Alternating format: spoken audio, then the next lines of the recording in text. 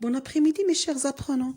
Dans cette deuxième séance de lecture, on va lire le texte pour affirmer les hypothèses et comprendre le sens global du texte. Alors, ouvrez votre manuel à la page 134.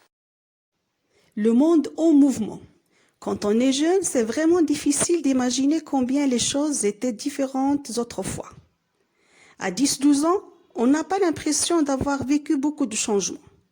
Mais si tu demandes à ton grand-père, à ta grand-mère ou à ton arrière-grand-mère, ils se souviendront très bien que quand ils étaient enfants, prendre l'avion était une aventure. Il y avait peu de voitures sur les routes. On n'avait pas encore marché sur la Lune et Ariane. La fusée qui lance des satellites était de la pure science-fiction. En un siècle, la science et la technique se sont développées à une vitesse incroyable, tellement vite que les hommes ne sont pas rendus compte que toutes ces évolutions dans les transports, la communication, la production industrielle, l'agriculture avaient des conséquences sur notre Terre.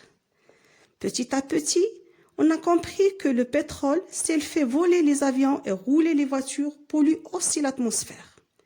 Que l'exploitation intensive des forêts permet de fabriquer des livres et des journaux, mais fait aussi disparaître des plantes et des animaux qui vivent dans ces milieux. On pourrait prendre beaucoup d'exemples comme ceci. L'équilibre naturel est bouleversé et l'on sait maintenant que le climat de la planète est en train de changer à cause des activités humaines. Cela concerne tout le monde. Des paysans de Madagascar dont les terres s'appauvrissent, aux habitants de Tokyo qui respirent mal, des pêcheurs qui trouvent moins de poissons aux vacanciers qui se plaignent de l'absence de neige en hiver. C'est à cause de tout cela qu'est née l'idée de développement durable, quand tout le monde s'est aperçu que ça ne pouvait plus durer.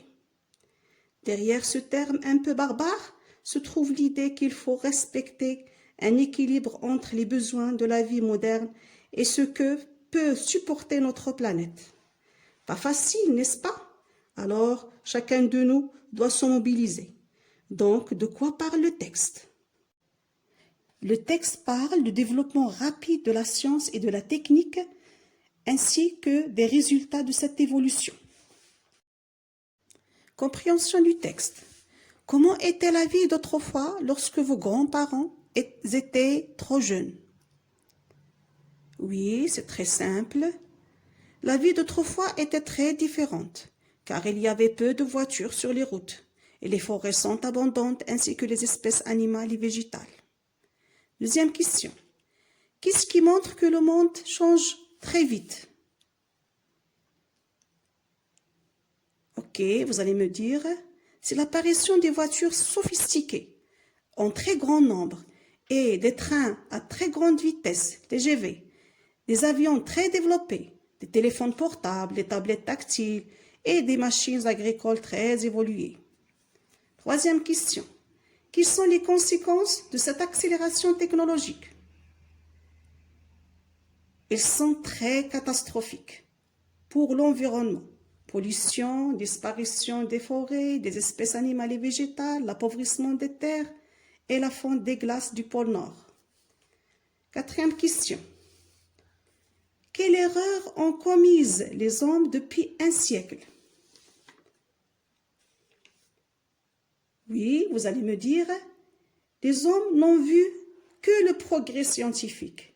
Ils n'ont pas compris que ce progrès est une arme à double tranche. Car même s'il a des avantages, il a aussi des conséquences graves sur l'environnement. Cinquième question. Comment agir pour cesser les catastrophes écologiques et faire durer la vie sur la planète? Pour réaliser ceci, il faut que tout le monde soit responsable et appliquer le développement durable, qui a pour but de faire cesser les catastrophes écologiques et qui consiste à un équilibre entre les besoins de la vie moderne et ce que peut supporter la planète Terre en termes de pollution.